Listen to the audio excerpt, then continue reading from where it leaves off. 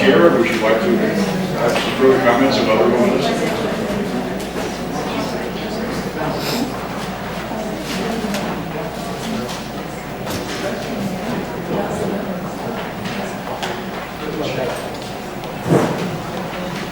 There was supposed to be two people here, one to talk about acupuncture, one to talk about herbal medicine, which I said, that's a shame because I want to talk about both. So fortunately, the other person who was supposed to talk about acupuncture didn't want to come, so I get to do both. So, herbs are the first medicine on the planet. The use of herbs literally dates back to Neanderthal. And the Bible, of all places, and I'm not necessarily a Bible trope guy, talks about using herbs for medicines. And people who are sticklers about the Bible will do all kinds of things and still go out and buy drugs. So I don't know.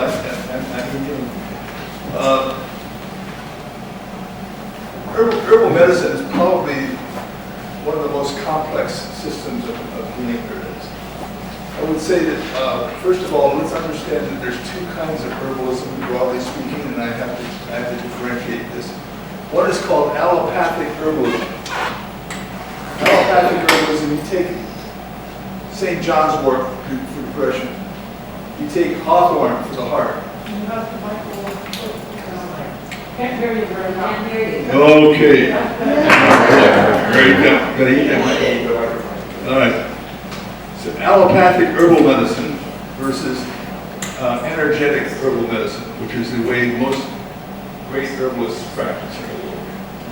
Allopathic herbal medicine basically is a good way to promote the sales of herbs because people buy it because they think that this herb or that herb is going to treat this condition in me.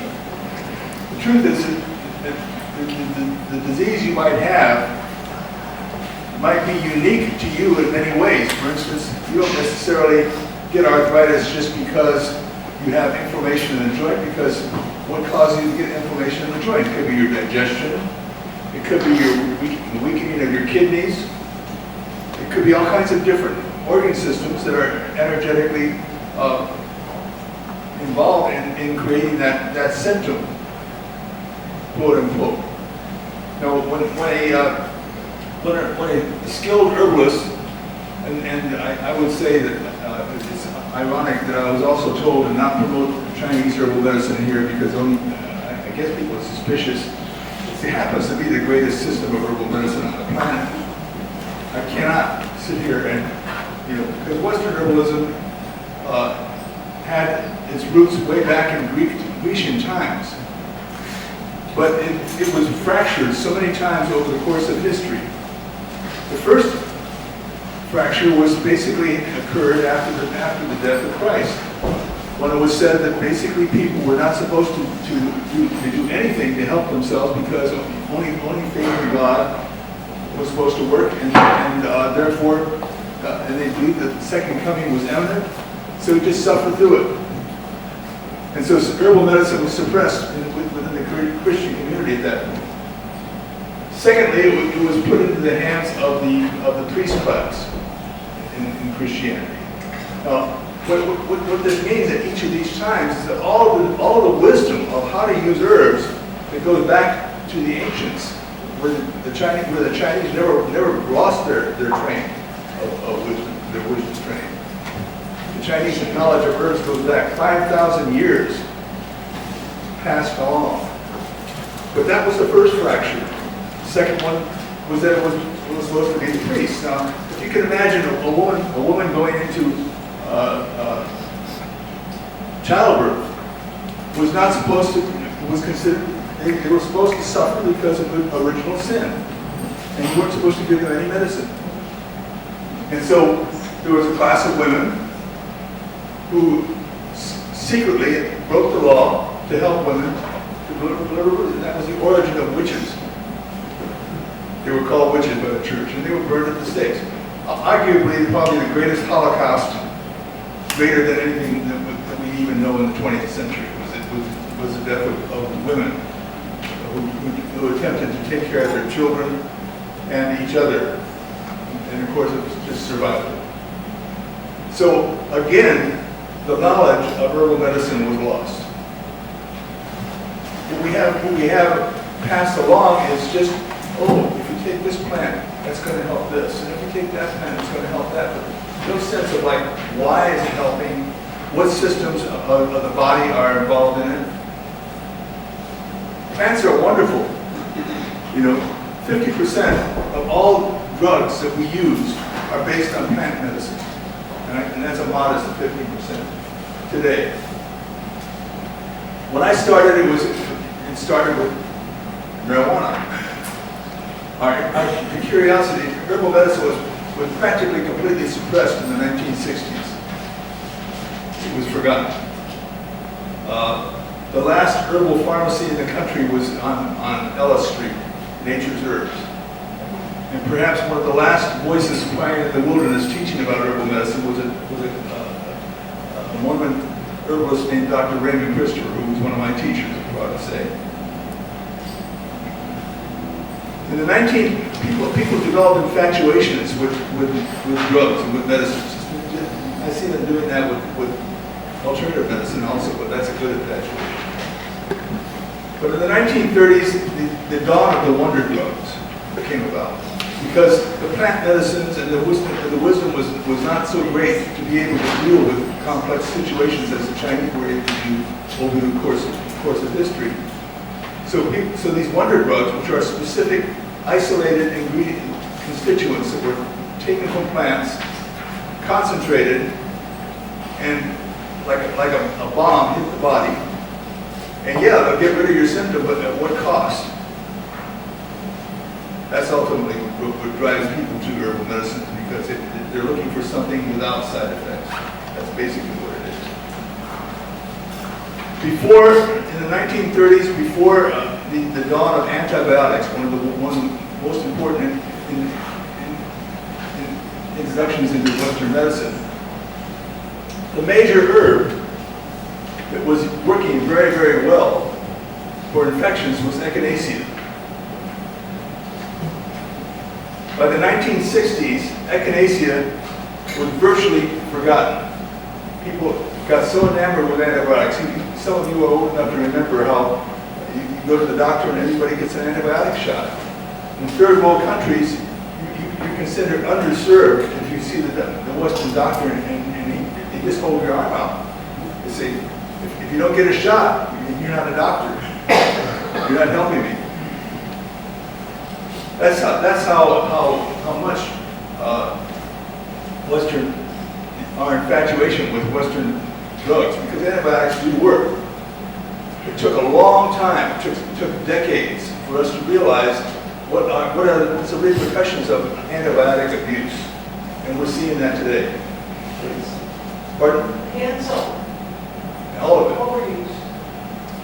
Antibiotic abuse is a major factor in the country, and echinacea was used across the board. Well, when I was just learning herbal medicine, I came across this strange word, Echinacea. It sounded like the weirdest name you could ever imagine for a plant.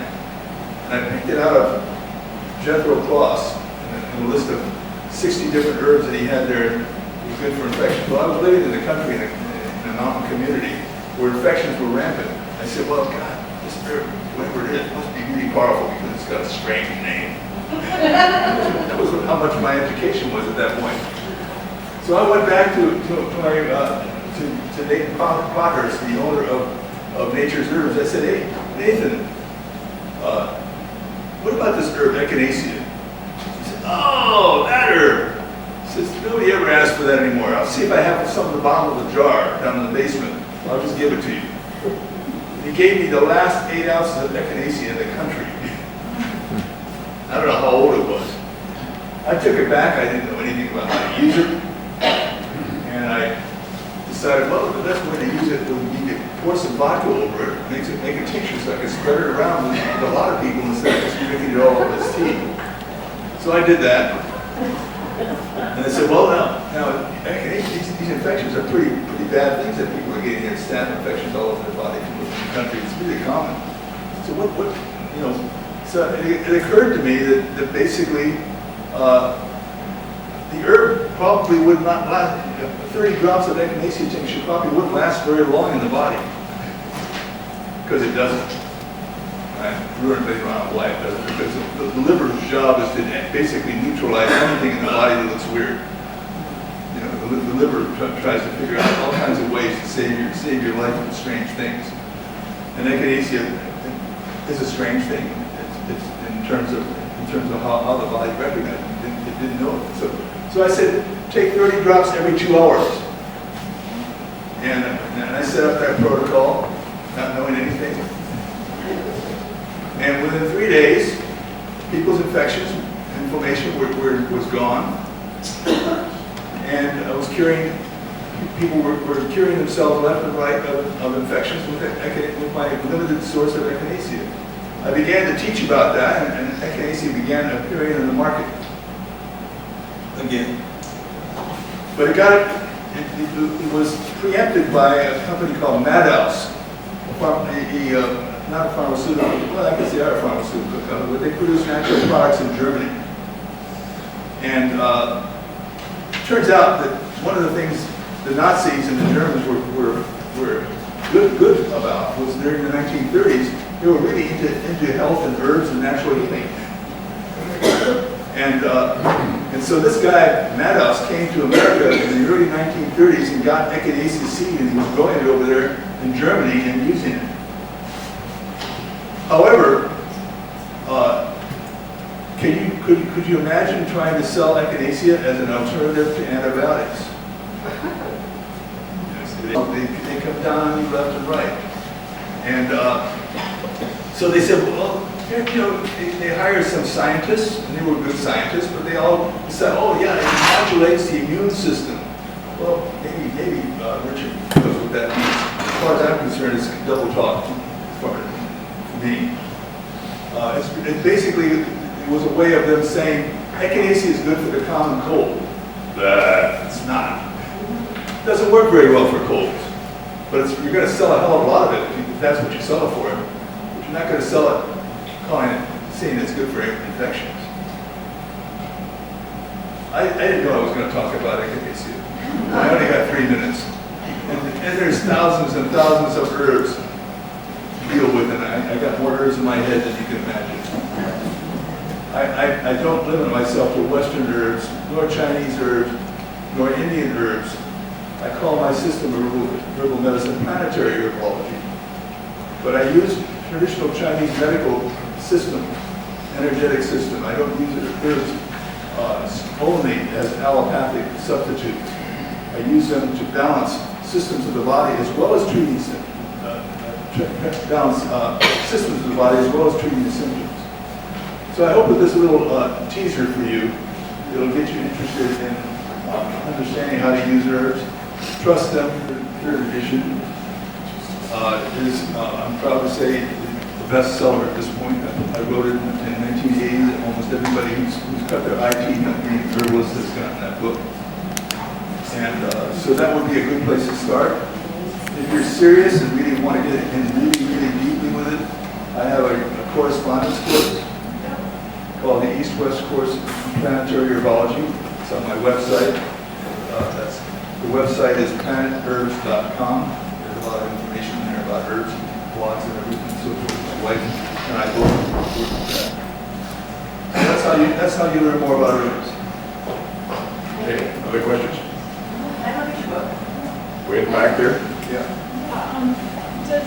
Do herbs affect the liver and how they detoxify your system? Do herbs? Like synthetic drugs? Do herbs do what? Affect the liver. Like how? Oh, of course they affect the liver, but in a favorable way. They can affect the liver unfavorably as well. There are all kinds of herbs. I said there's thousands. There's some herbs that can injure the liver. Yeah, there's poisons, of course, yeah.